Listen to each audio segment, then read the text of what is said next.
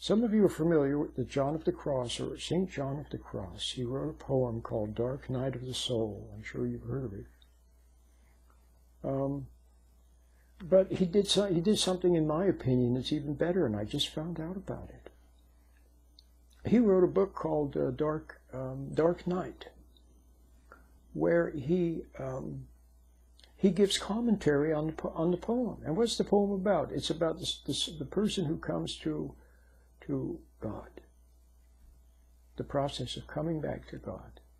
Okay, and in his commentary, in his book called The Dark Night, St. John says, he's talking about this infusion of understanding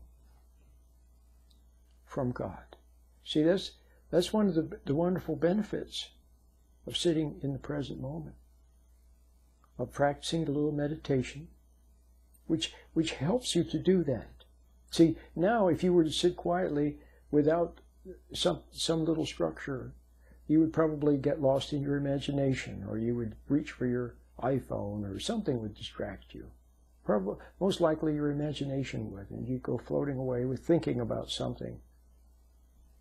But if you can practice getting a little distance so you can observe thought without being lost in it, if you practice that every morning, like 3 times a day, basically. So you start to practice that. Well, then you'll start to have more and more ability to be in the present and not lost in thinking or lost in something.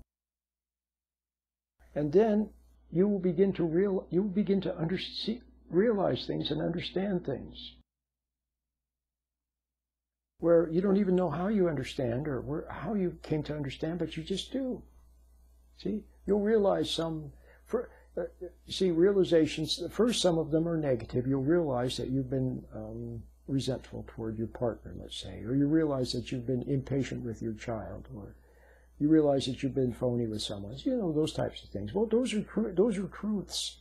They're not very big truths, and they're not pretty truths, and they're not shining truths, but they're truths that you need to see. So you see those and bear a little bit of pain. It's mostly pain to your ego that always wanted to be right and never wrong, so now you have to be a little humbled by it.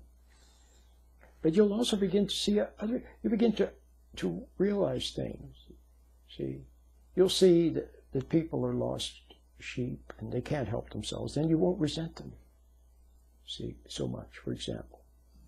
Or you'll realize that, I'm just saying something, you'll realize that the sun, the earthly sun, is just like God's light in the spiritual realm. The earthly sun gives light and warmth, okay? And God's light gives light, in other words, gives understanding, and also gives warmth, love. So God's light has both light and love in it, truth and love. Truth and love. And you'll see that just the way the plant, just the way the plant loves the light, yearns for the light, and then receives the light and it penetrates. See? And then the plant uses the light then to produce wonderful things in fruit and flowers. Okay?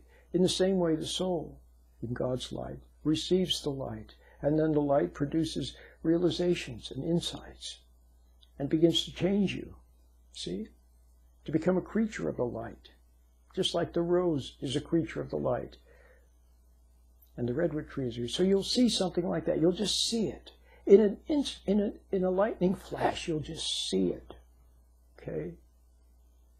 You'll see in a lightning flash what you studying for 10 years wouldn't have gotten you.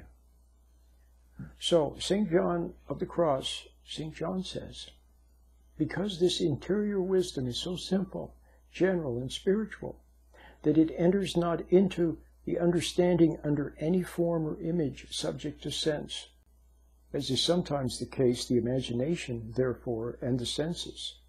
So it has not entered in by them, nor is modified by them, cannot account for it, nor form any conception of it so as to speak in any degree correctly about it, though the soul be distinctly conscious that it feels and tastes this sweet and strange wisdom.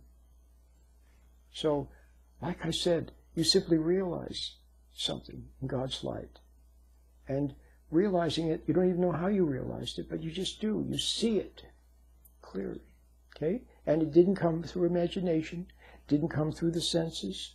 See, it didn't come by study or by intellectual machinations. It's something, it entered interiorly, without image, without images. And yet the soul senses that it's conscious, and that it feels and tastes this sweet and strange wisdom.